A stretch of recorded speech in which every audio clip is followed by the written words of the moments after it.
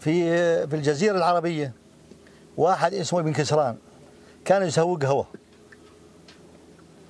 سمع فيه ابن رشيد. ابن رشيد منع الواحد يسوي قهوة في الجزيرة العربية من مرة إلا هو. راح أخذ 300 خيال معه وتقربوا لابن ابن كسران. لما ربطوا الخيل في جبل، يجوا من جبل ثاني ولبسوا عبي وحطوا الشوف تحت العبي ويجوا على ابن كسران. بعدين لما قعدوا ابن كسران عرف انه ابن رشيد جاي بده يذبحه. بعدين قال خلنا نقول هالقصيده، ما انا ميت.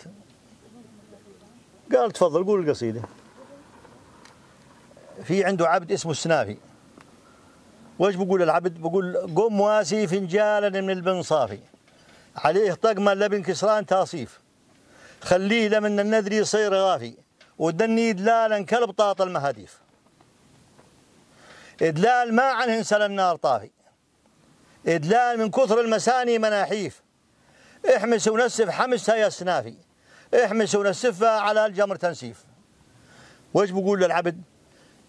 قال حطه بنجر النجر زهلات خافي، وعلى 4 أركان دقه على الكيف، ابهارها من ديرة الهند لافي، ومراكبا يسجنك زجر العواصيف، لان هذلك تشداك دم الرعافي، ولا الذهب من فوق رؤوس المشانيف، يكثر عليها قولك والعوافي، يكثر عليها هروجهم والسواليف. ابن كسران سحب السيف وده يقطع راسه، قال صبه على اللي يشتريها بوافي. وجه لابن رشيد. ابن كسران قال للعبد صبه على اللي يشتريها بوافي، ما راطن البياع بقرش ناصيف، وثني على اللي للخطاطير لافي، عباب بيته لون جدع المهاديف، وثلث على اللي فك زمن المقافي، يوم الفرنجي قذف البزر تقذيف. قام لسه بده يضربه أو ما يضربه، قال حناب ضفك يا ربيع الضعافي، واللي انت شيخه ما يهاب التصاريف.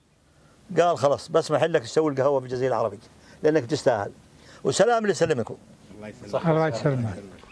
أحمد الطراوني ابن حسين الطراوني أول من لبس الكلبك والربطة في عنقه في ميناء بيروت العربية،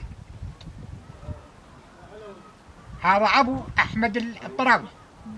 أحمد الطراوني مشرع الدستور الأردني، وأبو رئيس وزراء الأردن، فله باع طويل في السياسة وفي القانون، كون المشرع الأردني للدستور الأردني. لكن مثله مسائل في الكرك، ومسائل كثيرين جدا في جميع أشياء الكرك. وانت سؤالك اتطرقت على رجالات الكرك، مو بس يخص أحمد الطراوني. فلذلك الكرك يابا من أقدم المدن اللي هي لها الشهرة العربية على مستوى العرب قاطبة. فلذلك وصفها المرحوم مصطفى وهب التل أبو رئيس وزراء الأردن السابق وصف التل الشاعر، وصفها بقوله عنها بصفته كيف وصفها، أعطاها نبذة مهمة جدا. قال الكرك كرم وأهلها شجعان، الكرك كرم وأهلها شجعان. لكن في زعماء الكرك منهم قدر المجالية ومحمد المجالية من أكبر الثوار، وقدر المجالية وحمود الشمايلة، قدر المجالية وحمود الشمايلة اللي سممتهم تركيا في الثورة العربية الكبرى. فاهمني؟ ومن رجالات الكرك إبراهيم الضمور اللي لما جو الأتراك في قلعة الكرك وأبوا إلا إنهم يستعملوا الكرك ويستحلوها فكان هو الناطق الرسمي باسم الكركية. مرته موجودة معاه. قالوا لي يا إبراهيم إما الاستسلام وإما قتل أولادك. مرته حده.